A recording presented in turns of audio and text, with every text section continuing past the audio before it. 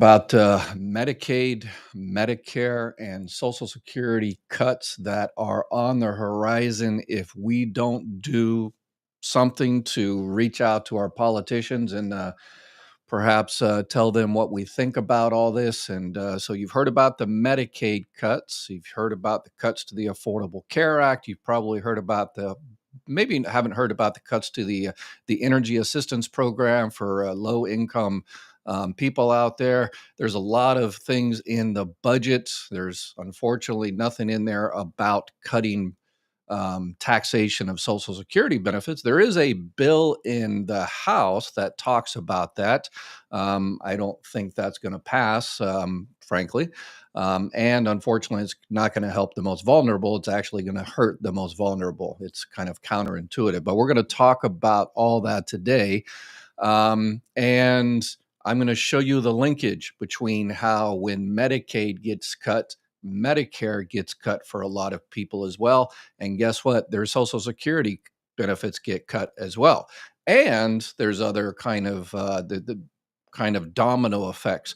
People don't realize that a lot of these programs are interconnected, and if you get one, you're categorically eligible for another one.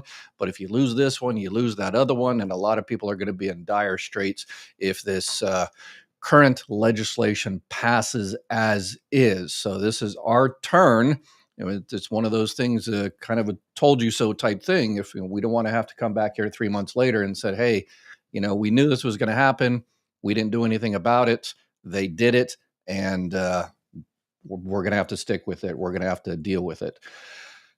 And to those, I know I'm getting a lot of comments say, Ed, don't talk about it until it's actually done, which I'm sorry, you're probably in the wrong channel, because basically that's translated as don't talk about it until our corporate and political overlords make those decisions for us. And once our masters, I guess, make our decisions for us, our corporate overlords and our political overlords and our billionaire overlords make decisions for us, then, Ed, you can report it. That's the translation of that. And sorry, that's not how we do things here. And I did a video about this Social Security Fairness Act that was passed by Biden, supported by Trump, was supported by both houses of Congress, bipartisan on both sides. And I talked about millions of people getting a check, back pay, $6,000 average. And a lot of people said, Ed, you're full of BS. I didn't get that check. I didn't get that check because they didn't watch the video. I said, you should have got that check, but you didn't. The Social Security Fairness Act is unfair, but that's the situation. So if your benefits are not going to cut, if you are good and your Medicaid is not going to be cut and your Medicare is not going to be cut and your Social Security is not going to be cut, just don't say, hey, Ed's fun, a bunch of BS and he's, clickbait and yada, yada, yada, because I'm good. And if it's not about me, then I don't care about anybody else. That's the translation for that. We need to look out for those people that are most vulnerable. And the community here is about the people that are receiving Social Security disability people and benefits, and those that are receiving retirement benefits, survivor benefits, spouse benefits, regular retirement on their own records. So this is our community here, and we need to make sure we're watching out for the most vulnerable that can't take care of themselves. If you're good, if you've got savings, you're not going to be affected, then perfect, awesome, great for you. But there's a lot of people out there who's going to be affected. And the Congressional Budget Office said this is the largest Medicaid cuts in history, and we're looking at about 8 million vulnerable Americans are going to get their Medicaid cut. They're going to lose their Medicaid. And this is, politics. Politicians are a lot smarter. They're not really super smart, but they're a lot smarter than we think sometimes. They're not just going to come right out and say, hey, we're going to, just go ahead and cut, 8 million people off the record. Well, they did a few months ago, but then they, kind of backtracked and said, okay, well, we still want to do that, but how can we do it and pretend like we're not doing it? Kind of the devil's in the details type of situation. So here's how they're going to do it. Work requirements, which a majority of the people already are working or going to school, caregivers, whatever the case may be, but they're going to make those work requirements more difficult to address. And that's the issue right there. If you've got more hoops to jump through, more people are going to have difficulty jumping through those hoops. They're in between jobs. They don't fill out the paperwork in time. They forget to check this box or whatever the case may be. And then they lose their Medicaid. Okay. And that's kind of the strategy to kind of push people off. They're also doing, other things like if, lower, if you had 138% of the federal poverty level, which is about $21,000 or so, they're going to kick you off if you're so-called able-bodied. Think of it as Medicaid is health insurance. So don't think of it as Medicaid, Medicare, anything, Affordable Care Act, Obamacare, whatever the case may be. All of these are health insurance. So we're essentially kicking people off of health insurance and to save a whole bunch of money. And if the money's going to the debt, then okay, we all have to, tighten our belts. But it's not going to the debt. It's going to a tax cut that predominantly 80% goes to the very, very wealthy. They want their tax cuts there. So the most vulnerable, unfortunately, are going to have to pay for those tax cuts. So when you cut, here's the connection between Medicaid and Medicare and Social Security, what a lot of people out there in the media are missing. When you have people jump through these hoops, when you lower the criteria for getting that Medicaid, people lose health insurance. And number one, they still need health care. So what are they going to do? They're going to go to emergency rooms. And so it's actually going to cost the country more. But anyway, the connection is there's a lot of people out there, elderly, disabled, that are receiving Social Security benefits, Social Security disability benefits, retirement benefits, survivor benefits, SSI, supplemental security income, and they're eligible because they have low income or disabled. They're eligible for Medicaid from their state. Okay. And if some reason they, make a little bit, they make a whole bunch of money, like $22,000 a year, then they might just be kicked off of Medicaid. If they forget to fill out the forms correctly, they're going to get kicked off of Medicaid. If they, their state decides, hey, we just don't have the budget anymore because we're no longer getting federal assistance, then you're going to get cut off of Medicaid. So when those people get cut off of Medicaid, a lot of those people are what's called part of the Medicare savings program. And when you're in Medicaid, if you also have Medicare, the state pays for your Medicare, the $185 a month for Part B, the Part B premium. Okay. So they lose their Medicaid and they also lose that Medicaid payment of their Part B premium. So there's a lot of people out there that said, hey, I just can't, I can't do the $185. Either I get a cut in my Social Security check. So here's where the cuts of Social Security come from is they're going to get $185 less in their Social Security check because last month Medicaid was paying their $185 because they couldn't afford it. Now you have to pay your own $185. So you're getting a cut in Social Security. Okay. Or they say, well, I just can't afford that $185. It's either that or food or electricity this month or whatever the case may be. And then they call up Social Security. And I know this, running the third busiest Social Security office in the country, that people contact us all the time and they say, hey, I just can't afford the $185. I need that money. So I'm just going to go ahead and cancel my Part B. And we, kind of try to, Medicaid something, but if they're not eligible for any of it, they we say, you really need to have it in case something happens. And they say, well, I need that money. I'm just going to pray something doesn't happen, or I'll have to just go to the emergency room or whatever the case may be. So people that lose Medicaid just might either they just give up Medicare Part B and then they're not covered, or they, or they're just going to have to take $185 less. And people with Medicaid also get Medicare if they're eligible for Medicare, and they're dual eligible, Medicaid and Medicare. And those people are also, there's millions of people throughout the country are also receiving what's called Medicare Advantage dual eligible plans. And I'm sure everybody's seen those. Those are the ones with the really scammy ads on Facebook and YouTube and, the internet and all that stuff, where they say, hey, click this button and, we can give you $1,000 gift card and, grocery card and, free ice cream and unicorns and whatever the case may be, and you click it, and then they kind of got your information. But those cards do exist. They're called over-the-counter kind of cards, and they're through Medicare Advantage, and most of the ones that are most generous are for those who have Medicare Advantage dual eligible plans. So $100 a month, $200 a month, $300 a month. It really depends what's available in your area. And I'll put a number on the screen to where you can check.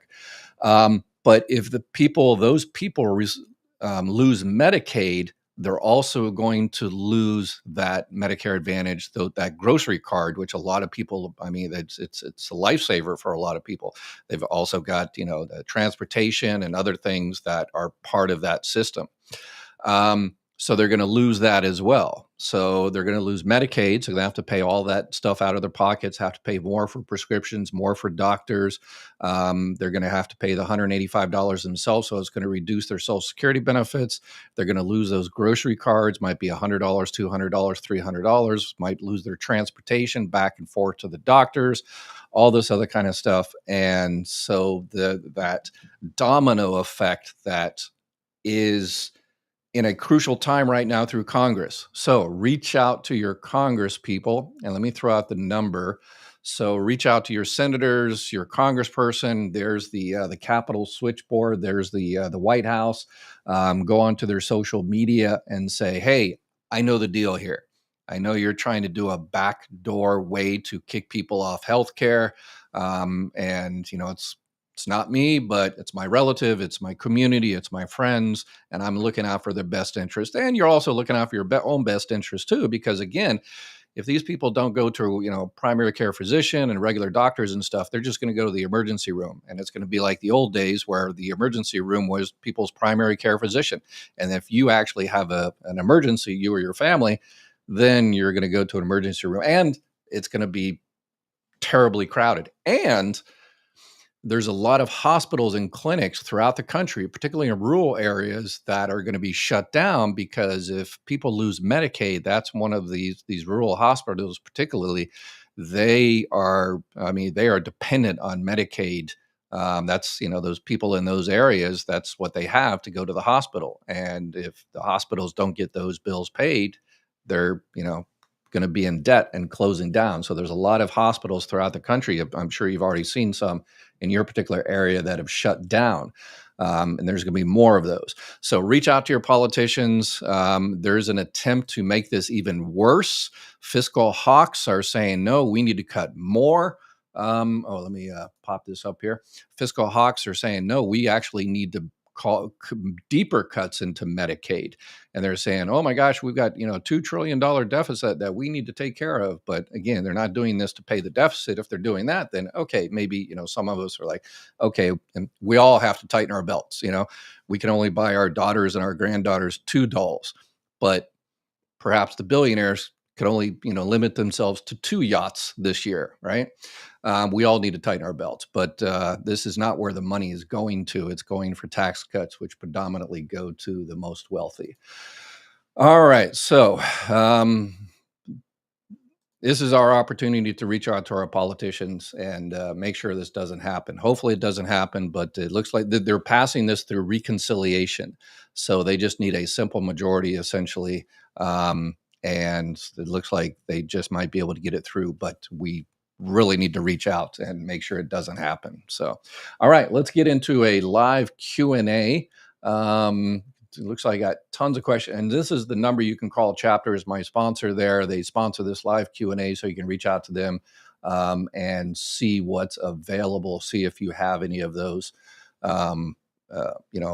Medicare Advantage dual eligible plans in your area. I always recommend Medicare supplement plans first, but if you have Medicaid, you can't get a supplement plan. You can only get a Medicare Advantage plan. So there's that. All right, let's see. Governor Gavin Newsom will propose that California pause enrolling more low-income immigrants without legal status for state-funded health care. Yeah, the state, this is not a federal thing. This is not out of Washington. It's just California, which actually is what the 5th largest economy in the world. They decided that, rather than having people that are not in the state legally, go to emergency rooms or whatever the case may be. They decided to provide some level of service to those people, but I guess the budget of California, they decided not to anymore. But they don't use federal funds for that. That's something the state chose. States' rights, right? All right, June. I am on Medicare, Medi-Cal, and Medicaid. Medi-Cal and Medicaid are the same things. Medi-Cal is just basically the state of California version of Medicaid, and have been appealing it as it went to claims, COBR, and over 403. And I was threatened that I could lose my SSI benefits and possibly my Social Security. Well, you can't lose your Social Security benefits, but in terms of your SSI, that's a needs-based program, welfare-based program. And if you're getting some type of more money or something like that, then yeah, it's not a threat. It's just, well, hopefully they didn't do it in a threatening way, but with SSI, it is a needs-based system. And if you win the lottery, Social Security is going to threaten to cut you off because you don't need welfare. But in terms of your Social Security, if you're talking about you're also receiving retirement benefits or disability benefits, then any type of income like that is not relevant. So let's see here. Donna. For any newbies here, Dr. Ed also has other social media like TikTok. Yes, I'm doing TikTok right now. So he may not see your questions. Don't get upset. Some of us can also answer questions. And if Ed doesn't see yours, call Social Security chapter. Oh, thank you. Nona, I appreciate it. Yes. Yes. And check out my website. So I've got my website up. So those on TikTok can't see anything. TikTok is strange, but anyway, but at mygovexpert.com. So you just Google mygovexpert.com, and this is a work in progress. But you can see all of the, so you're talking about retirement benefits. It talks to you about the application process, working taxes, taxation, do a little calculator there and see your full retirement age. All those resources are 100% free. So help yourself. Let's see here. Get some other questions. When I retired after teaching 29 years, my earnings report left out huge chunks of the time I worked. I was told the reduction was because I was getting a state pension. True. Okay. So yeah, the reason that's what the Social Security Fairness Act addresses. You worked in what's called non-covered employment. You work for a state, local, city agency, government agency that did not pay into Social Security. They paid into Medicare, but not the Social Security part of FICA. So that's why it didn't show up on your report, because you didn't pay Social Security. And it wasn't the reduction. It's not really a reduction. It's just recalculate. You don't get the extra benefits. You don't get the windfall, but now you do get the windfall. And that's why I say it's unfair for the other 97%. So there's that. Looks like Tweety Bird is on TikTok as well. Tweety Bird is just all over. Tweety Bird's a regular on our channel there and asks some great questions. And just as important, reaches out to other people. I think she's already found a whole bunch of people that need help, and I think found help for them. So it's a beautiful thing. All right, let's see. Does a pension count as income for Social Security? Trying to see if I can work part-time and no penalty. For regular old Social Security, no, a pension does not count as income for Social Security. On my website, I actually have, if you go into this question was on TikTok, so I apologize. But if you go into my website, mygovexpert.com, go into the retirement there, you click on the little working and benefits thing, and you can also calculate your work on there, and go down to the Q&A and what counts as earnings. And there it is right there. Pensions and stuff that does not count. Annuities, IRA distributions, the Social Security benefits yourself. So if you're, what you're talking about is, it sounds like you are filing for retirement benefits early, and you have to keep under the $23,400. So whatever you get from Social Security, that's not counted. Whatever you get from your pension, that's not counted. So if you get, IRA, annuities, veterans benefits, lottery and gambling win-ins and all that kind of stuff, doesn't count. The only thing that counts are gross wages from employment, net earnings from self-employment, and things like that. So, all right. Let's see what else we have here. William, start Social Security in January, wages earned in December, paid in 2025. Met with the general in office. He said December 24 wages count as 25 earnings because I did not stop working until, okay, because yeah, if you kept working, but the um, there is some wiggle room in there. Wages count when you worked. Um, and income counts when you actually receive it, because if you're ever self-employed, you know you work for years and don't get any money, and then eventually you get some money. So it really depends when you actually worked, but if you were working during that time, then yeah, it's going to count.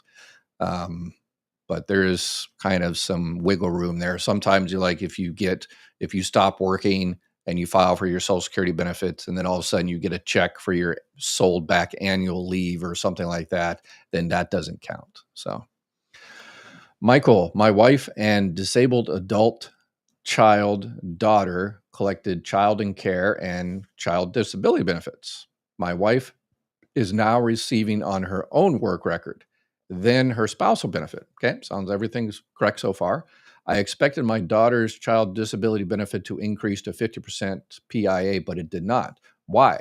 That is a good question. If it was reduced because of that family max, um, then it should have been unreduced. So if you go into my little family there and it gets into child benefits, and I've got a family max calculator there. So you can calculate what your family max is. So you just type in the PIA there, and it gives you some examples of the scenarios.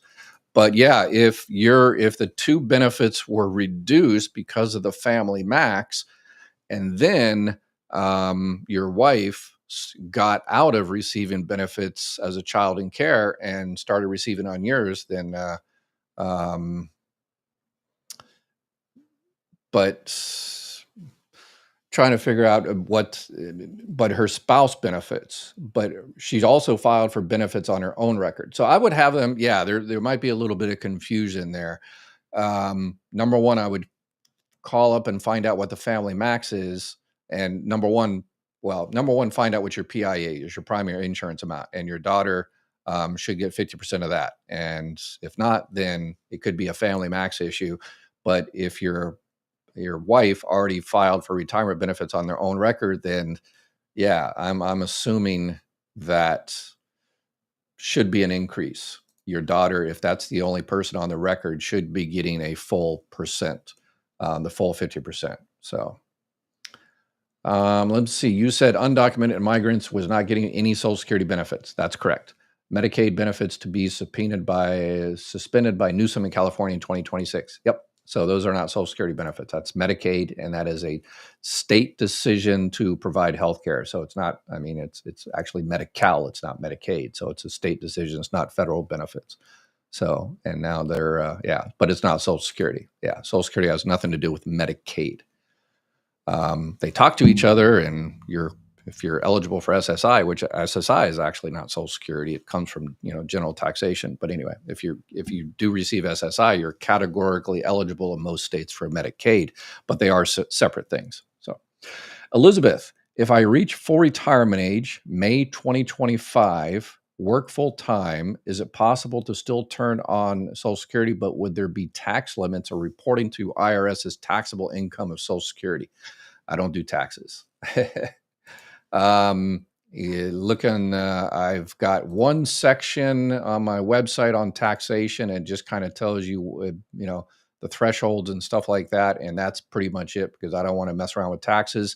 And if you want to calculate your taxable benefits, you click the button and it immediately goes to the IRS website. So that's how much of taxation I want to be involved in. So yeah, that's not my wheelhouse. Let's see. People would die with insurance coverage cuts. Yes. And again, this is kind of a backdoor way to kick people off of Medicaid. They're not doing it front out. This is not grade school politicians. This is, advanced doctorate, methods to kick people off of Medicaid, to make it more difficult, to make the hoops higher. And yeah, so, um, but again, this is just health insurance. So it's kicking people off health insurance, the most vulnerable that needs health insurance. If their employer provided health insurance, then we wouldn't have all these issues. But a lot of employers don't provide health insurance. They're small companies. They can't afford it. So they push the cost over to the state and federal government. And if people don't have health insurance, so that means they're not going to get sick. Of course not. They're still going to get sick, but they're not going to get that preemptive care. They're going to just push it on because they just don't have the money. They can't afford to go into bankruptcy, with all these bills. So they just push it off. And, as we say in the Marine Corps, let's, just walk it off, move from stage 1 cancer to stage 4 cancer and just walk it off because you don't have, it's crazy. Ed, I'm asking you, do you help where you could help people get their money? They giving me the runaround about my husband back pain. They got so many stories and lying to me about a lot of mess. Could you? All right. So I'm not exactly sure what kind of help you're looking for. If you're looking for disability benefits, if that's what your issue is, then I've done a bunch of videos on how to file for disabilities, tips, tricks, and secrets, on making sure you're doing it right, appealing the decision as well.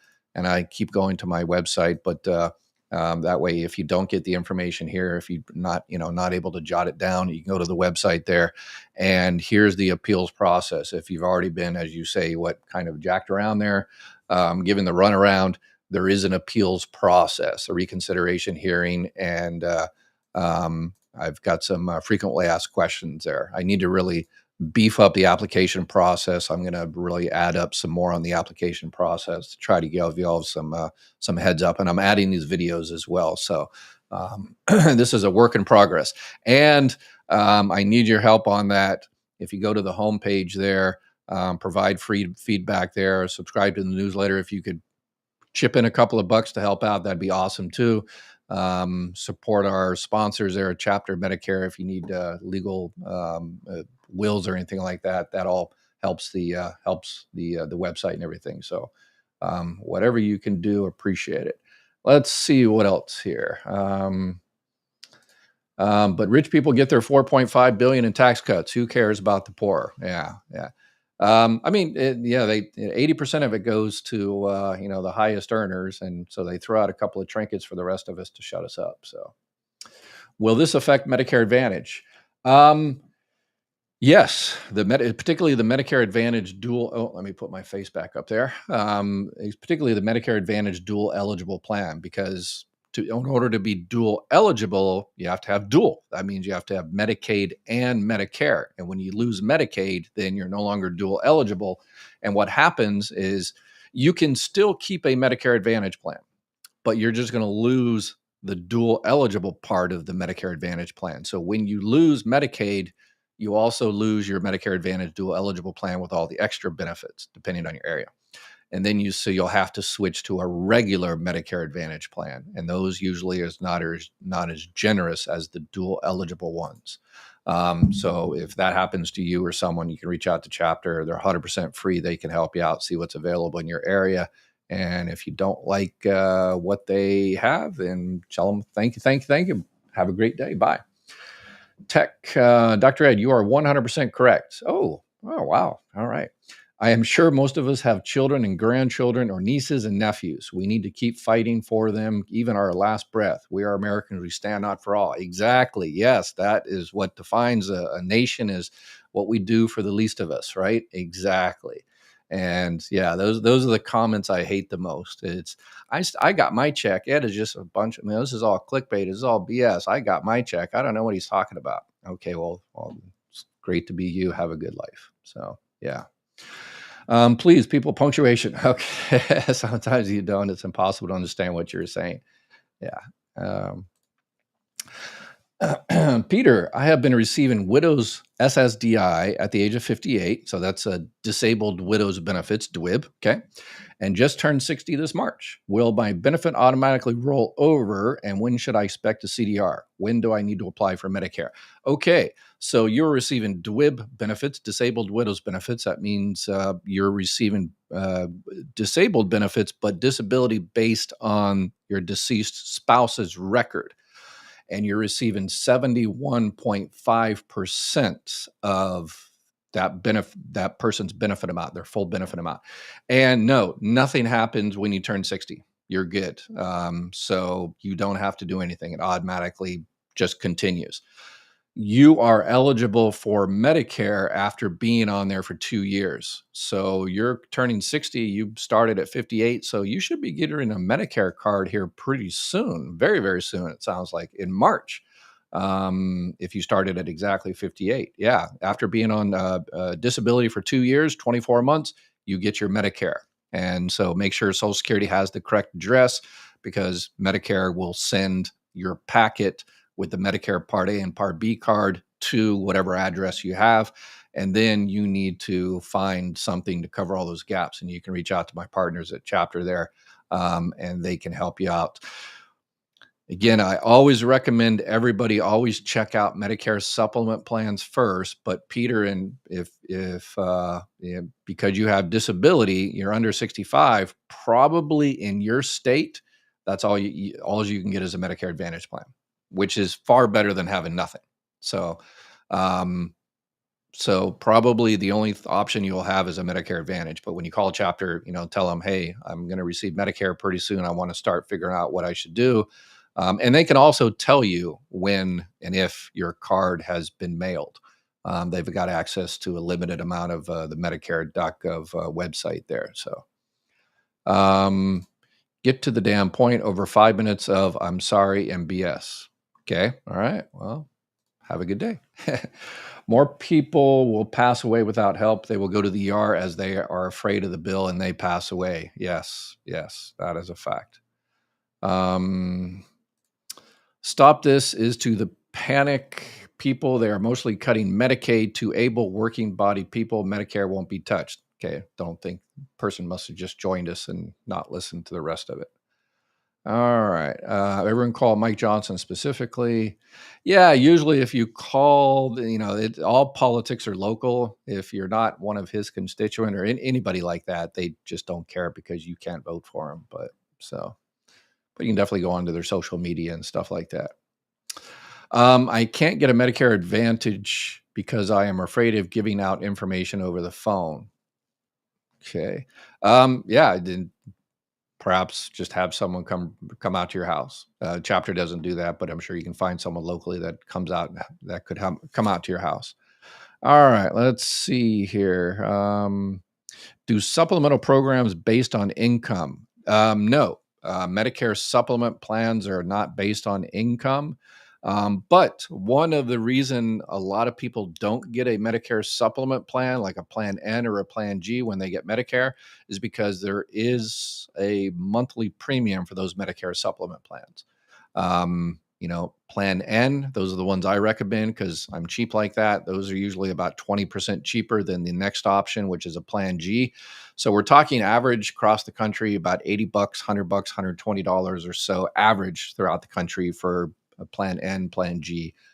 So the reason I prefer those is because there's no prior authorizations. You don't have to ask the health insurance. You and the doctor don't have to ask the health insurance company whether you can do whatever procedure, whatever the doctor says, and it's medically necessary, you can do. There are no networks. You can go to any doctor or hospital clinic in the country that takes Medicare.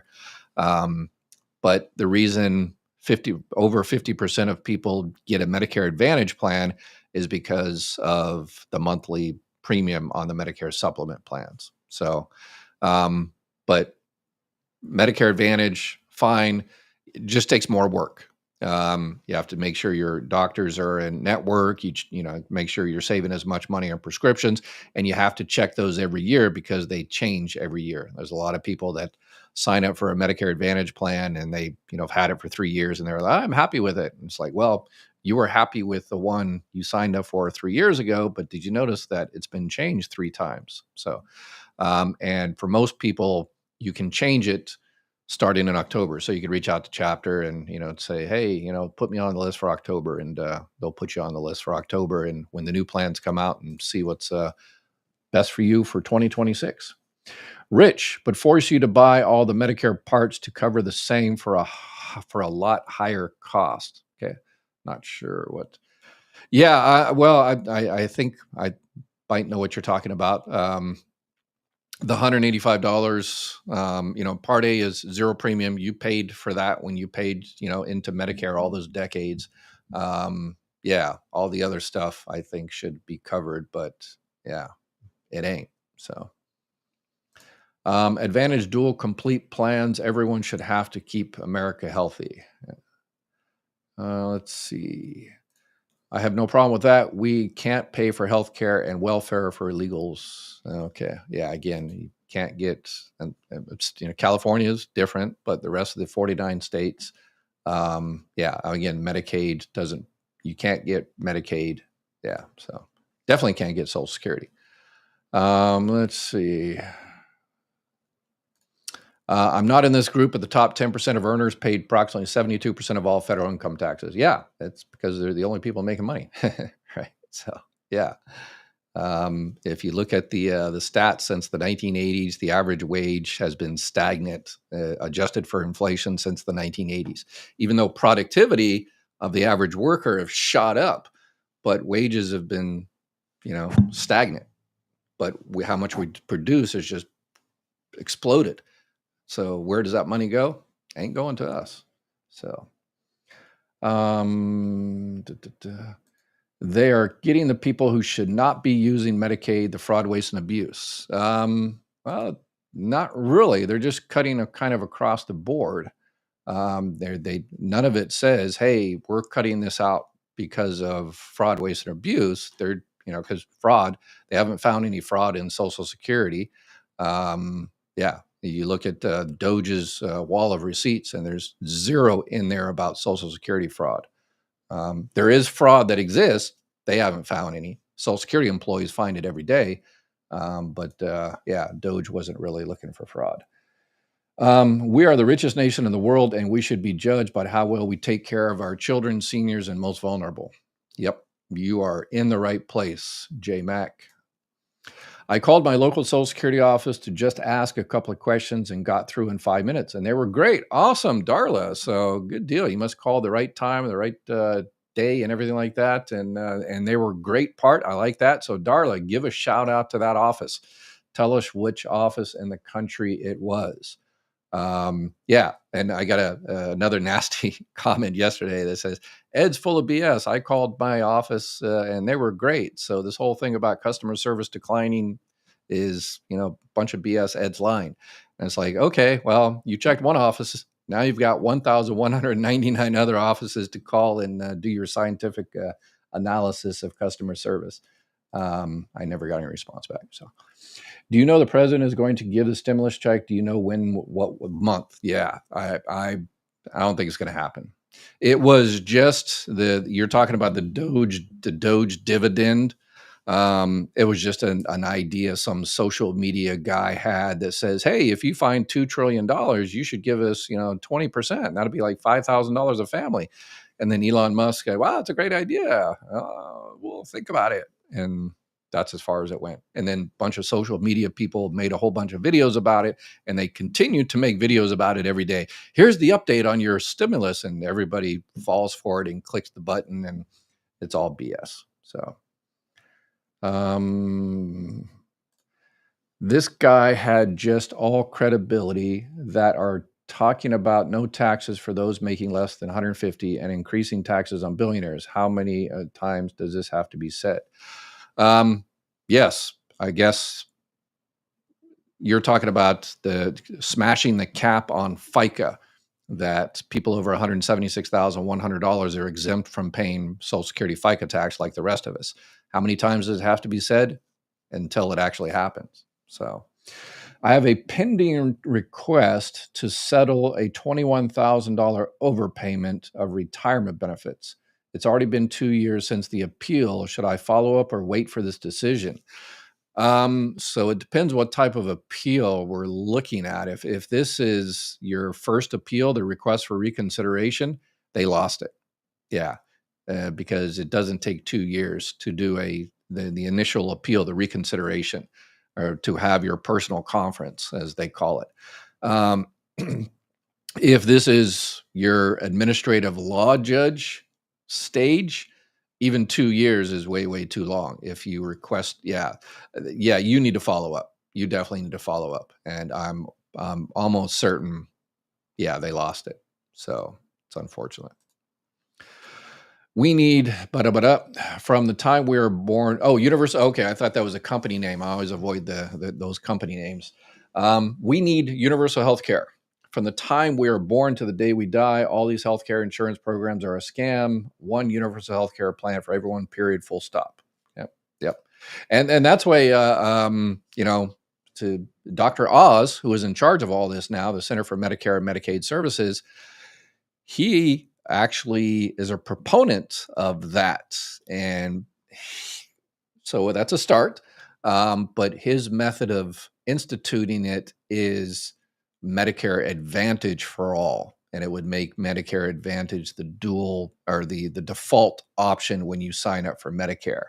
And there's, okay, if it's going to be the default for everybody, then those two issues need to be addressed. The prior authorizations, people getting, denied, their doctors said, hey, this person really needs this. And some bean counter in the company says no. That needs to be addressed. And also the networks need to be addressed. But if they want to use the kind of the umbrella of Medicare Advantage to do it, then, okay, whatever. But yeah, it definitely, it's in the details. That's the issue. Michael, job report, 28 million with no debt, with over 20 million in cash with book value. Oh, okay, I'm not sure what all that is. Hopefully it's not one of those Bitcoin people in there. How come Medicare is charging me again for Part B? I thought I was done paying. Not sure. If you canceled Part B, then you're done paying. But other than that, you're going to pay Part B forever. Unless you recently applied for Medicaid and they approved you for that Medicare savings program, and your state Medicaid said they're going to pay for your Part B, and maybe that's what you mean by you're done. If that's the case, then usually it's just it's a delay issue. When you get signed up for the Medicare savings program, then it's basically the Social Security computer system and your state's Medicaid system and Medicare. Those three computer systems have to talk to each other, and it usually takes about a month or two to figure everything out. And then if you've paid, if your month is paid twice, you pay it, and then the state pays it, then they'll return your money. So let's see here. What else? Jesset, I am on SSDI form from work related SSDI, pay a little because they said I can't get paid from two places if I got a settlement from workers' comp. Will my SSDI pay me my full amount? Okay. So yes, if you are receiving workers' comp, whether it's monthly or a settlement, your SSDI will be affected. And what it is, I'm seeing whether, I don't think I added that to my website yet. I think I need to add that. I don't think it's there, but yeah. Did I add it on there? Workers' comp. Okay. See, I told you this is a work in progress, and I need to add workers' comp public disability benefits to the website there. All right. So I've got my job for today. All right. After I finish the live here. So Congress said, this is a congressional, they decided this. They said, you shouldn't make more on disability than you did when you're actually working. So here's the deal. If you made, let's say you made $3,000 average per month when you're working, and then something happens and you file for Social Security disability, and then you get $2,000 from disability. And then you also get workers' comp from the state, a public disability. We're not talking private disability insurance, but a public one. And then you get $2,000 from them. That's $4,000. You're getting $4,000 as disability when you only made $3,000 when you're actually working. So Congress said, okay, we're going to offset that. So whatever you receive from your state disability will offset your disability from Social Security. So that's where that offset happens. And people try to circumvent that by they say, well, they do it based on a month, how much I get on a monthly basis from that workers' comp. I'll just go ahead and take a lump sum. Yeah, nice try. What they do is they look at it, Social Security looks at an actuarial table. How do I know? I've done this thousands of times. And they determine based on your age, your longevity, and they say, okay, based on your longevity, your age, you're male, female, you're going to live this long according to stats. And so another 15 years, and you got $100,000 workers' comp settlement. So $100,000 divided by 15 years divided by 12 years. And that's how much we're going to offset it. So that's how it works. So. Let's see here. When you have Deb asks, when you have SSDI and Medicaid and then 24 months get Medicare, can you get it for free? You can get Medicare Part A for free. See my little scare quotes there. But the Part B is the $185. Okay. So the reason I say Medicare Part A is free, it's not really free. You paid for it. All those decades you paid into FICA, it includes Social Security and Medicare. So you actually paid into it. Now you're just getting it for zero premium. The Part B, everybody pays $185 for the Part B. But Deb, if you have Medicaid and you start getting Medicare and they start taking that $185 out, or before they even start taking that $185 out, if you know your Medicare is going to start next month or 2 months from now, contact your state Medicaid and apply for that Medicare savings program and say, hey, FYI, by the way, my Medicare is going to start next month or 2 months, and I really can't afford that $185. And can you hook me up and pay for that $185? And then remember, then you'll have, you'll be dual eligible. You'll have Medicare and Medicaid, and then you'll be eligible to get those the dual eligible Medicare Advantage plans. And again, you can reach out to chapter and they can see what's available in your area. Let's see here. My grandson is disabled and has SSI. However, they cut it due to its parents' income. Is that legal? Yes. SSI is a welfare-based program, and it's low income, low resources. So yes. But if your grandson is disabled, and then once one of the parents starts receiving retirement or disability benefits, then the grandson could be eligible for benefits as what's called a child disability, or if the child is over 18, a DAC, a disabled adult child benefit. So. But yes, SSI is a welfare-based program, a needs-based program. So, Mike had a stroke in 2021, went back to work after 3 months. I've been laid off 3 times since. Decided to file for Social Security disability. Does the length of time matter? I don't have a direct evidence of correlation. No, it's if you're unable to work because of your disability, then substantially, and this year it's $1,620. So if you can work a little bit, make under that, that's fine. But if you're not able to provide substantial employment, get substantial employment because of your disability limitations, or even, you have a disability and because of your disability, you have to take these medications. And because you take these medications, it makes you go to the bathroom 30 times a day, or it makes you fall asleep, 18 hours a day. You can't work under those conditions. No, well, everybody can get a job. Everybody can get a job online, doesn't matter.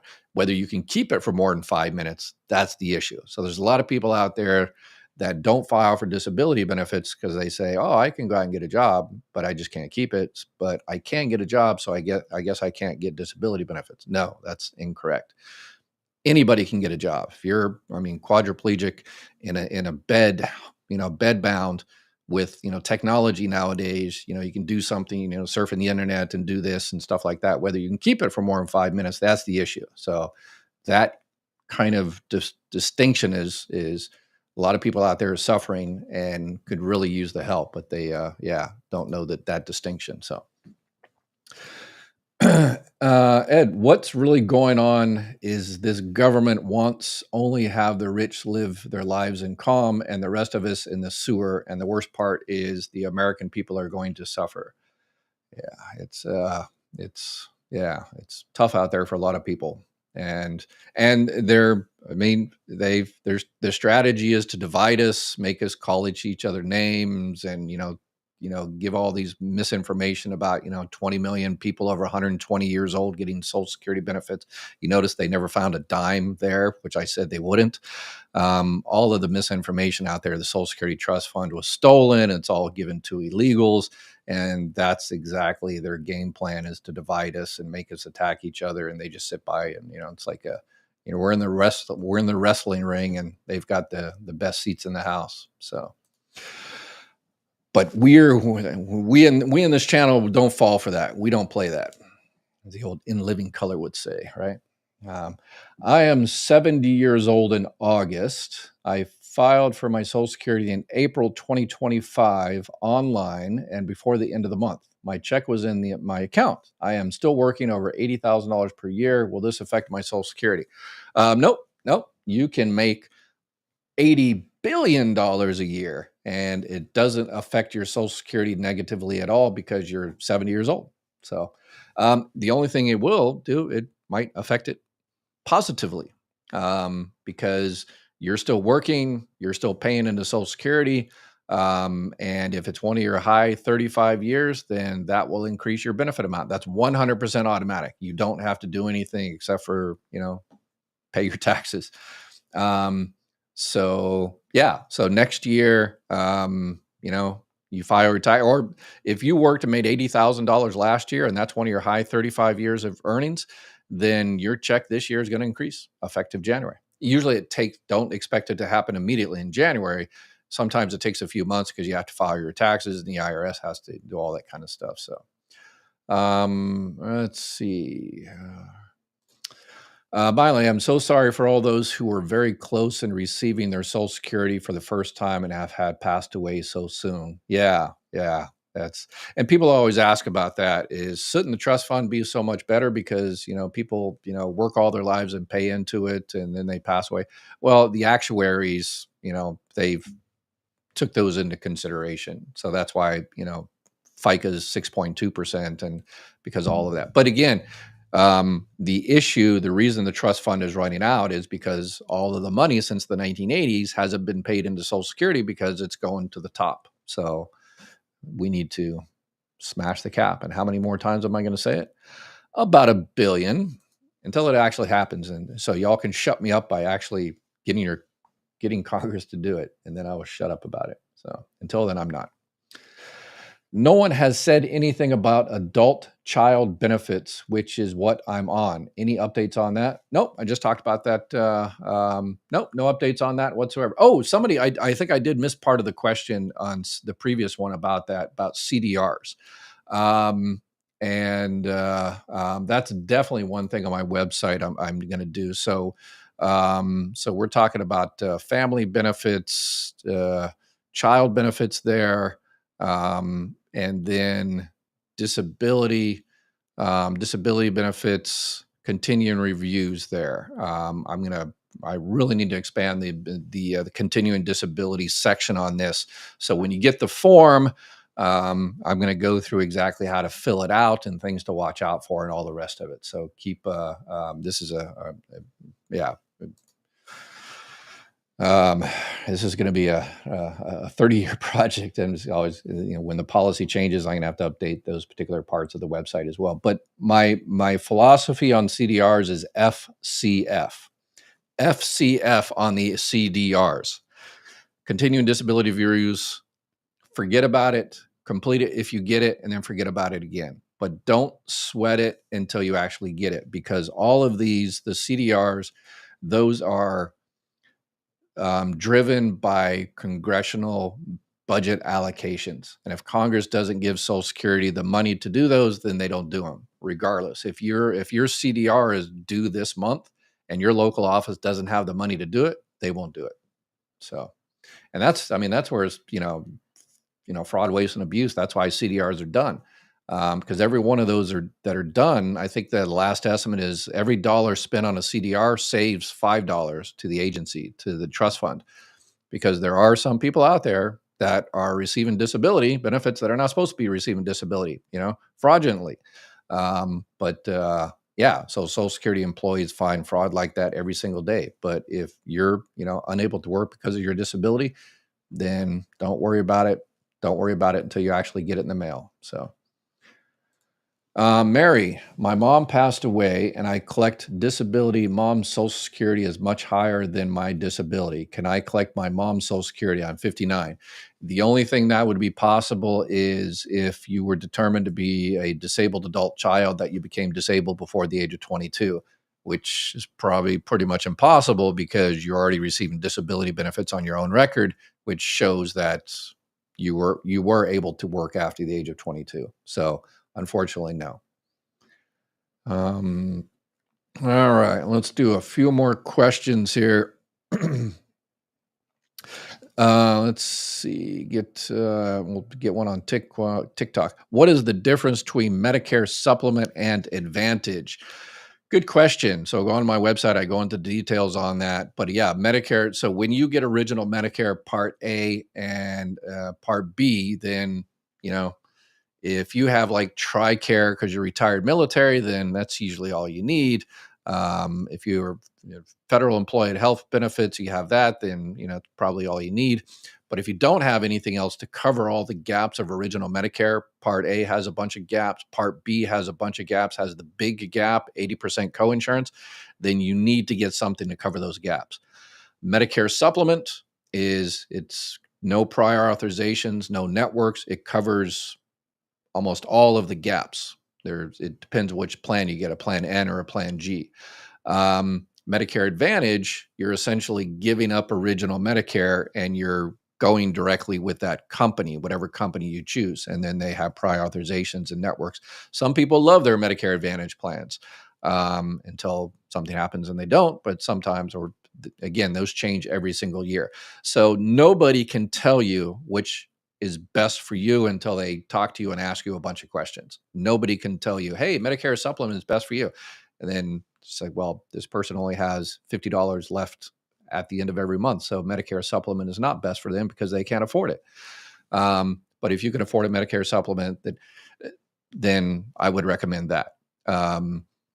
But the key is to talk to someone, reach out to Chapter there, but always, it doesn't matter who you talk to. I always recommend, because a lot of these people want to sell you a Medicare Advantage plan because it's in their best interest, not yours. Always say, hey, I'm new to Medicare. I just got my Part A, Part B card, or I'm just going to get it next month or 2 months from now.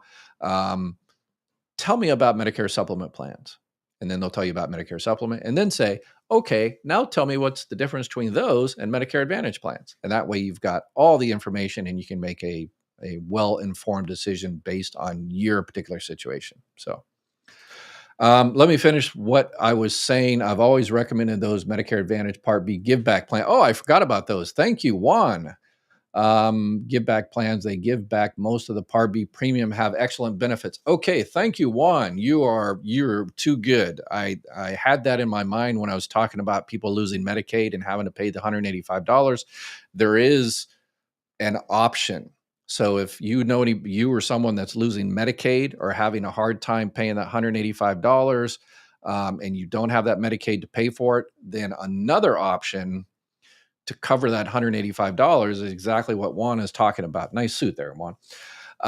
Is a Medicare Advantage Part B give back. And just as the name of the thing implies, it gives back part of your Part B. So it depends what's available in your area. So I've seen them, $50 a month, $100 a month, $185 a month it pays back. It really depends on what's available in your area.